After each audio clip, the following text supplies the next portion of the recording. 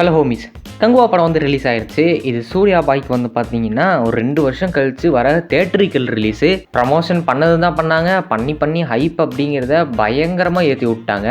So அந்த படம் எப்படி இருக்குது எல்லாத்தையும் மொத்தமாக பார்த்துருவோம். அப்போ ஆரம்பிக்கலாங்களா?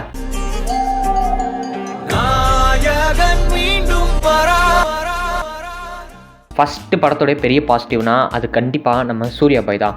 அவர் போட்டிருக்கிற எஃபோர்ட் தான் இந்த படத்தை வேறு லெவலில் வந்து எலிவேட் பண்ணுது.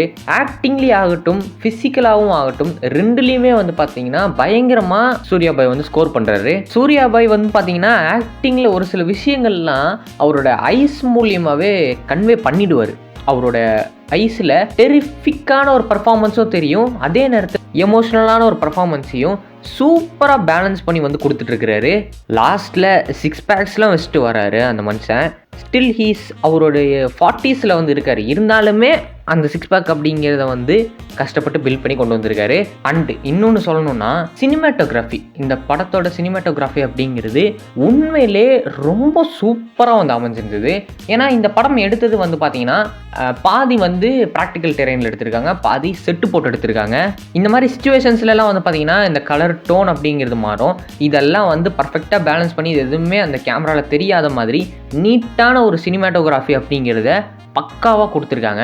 ஃபயர் சாங்லலாம் வந்து பார்த்தீங்கன்னா ஒரு ஸ்பெசிஃபிக் ஃப்ரேம் வரும். அந்த ஃப்ரேம்லாம் நீங்கள் வந்து பார்த்தீங்கன்னு வைங்களேன், உங்கள் ஐப்ரோஸ் வந்து மேலே போடும். எப்படி அந்த மாதிரி ஃப்ரேம் எடுத்தாங்க அப்படி சொல்லிட்டு மேக்ஸிமமாக இந்த படத்தில் நேச்சுரல் லைட்ஸை வந்து அப்படியே யூஸ் பண்ணியிருக்காங்க. பெருசாக லைட்டிங் அப்படிங்கிறத போட்டு தீட்டாமல் நேச்சுரல் லைட்லேயே என்னென்னலாம் பண்ண முடியுமோ, எவ்வளோ டீசெண்டாக ஃபுல் ஆஃப் பண்ண முடியுமோ எல்லாத்தையுமே இந்த படத்தில் வந்து பண்ணியிருக்காங்க.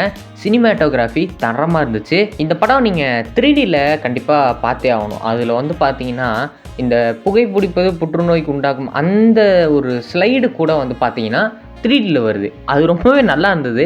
3D எஃபெக்ட்ஸ் அப்படிங்கிறத டீசெண்டாகவே கொண்டு வந்திருக்காங்கன்னு தான் சொல்லணும். இன்னொன்று திஷாக்கா வந்து பார்த்தீங்கன்னா இந்த படத்தில் என்னதான் ஸ்க்ரீன் டைம் அப்படிங்கிறது கம்மியாக இருந்தாலும் வர சீன் வந்து 3Dயில் நல்லா இருக்காங்க. ஹீரோயினி செம்மையாக இருக்குங்க, பொண்ணா அது ஆயிட்டோங்க.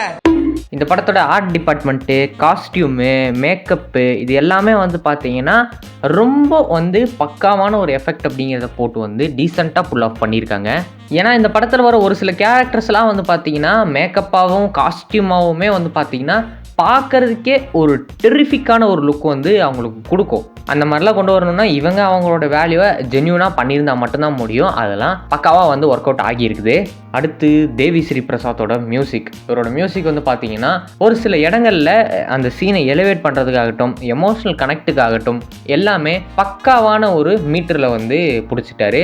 மியூசிக் அப்படிங்கிறது இந்த படத்தோடைய ஒரு பார்ஷியல் பாசிட்டிவ் அப்படின்னு சொல்லலாம். என்னையா வெளியே எல்லாம் ரிவ்யூ ஒரு மாதிரி வந்துட்டு இருக்கு, இந்த சைட்லேருந்து ஒரு மாதிரி வருதே அப்படின்னு நீங்கள் கேட்டிங்கன்னா சபர் கரோ.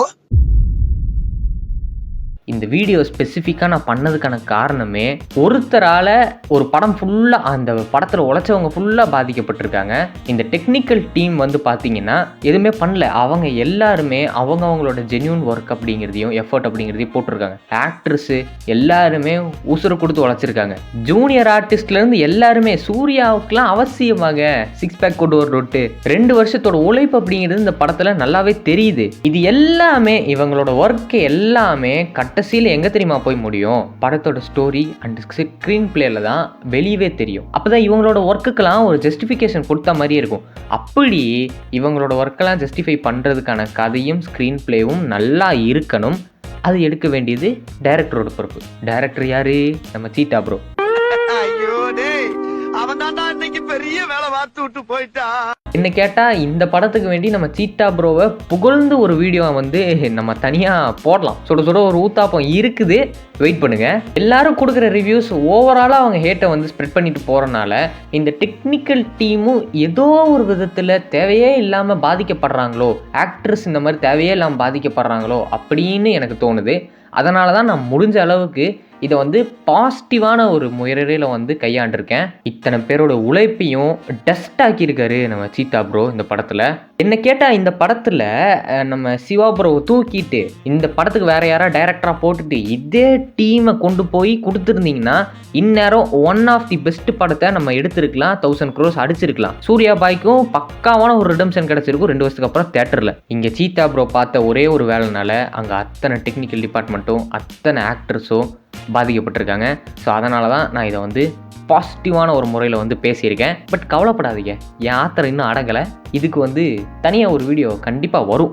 மியூசிக் இந்த படத்துக்கு பார்ஷியல் பாசிட்டிவ் அப்படின்னு சொல்லியிருக்கேன்ல, இதுக்கும் அடுத்த நாட்டு இன்னொரு வீடியோவில் வரும். பொறுமையாக காத்திருந்து கையாளுவோம் தோழர்களே. Actors and technical team, hats off to you. உங்களோட ஒர்க்கு ரொம்பவே நல்லா இருந்தது.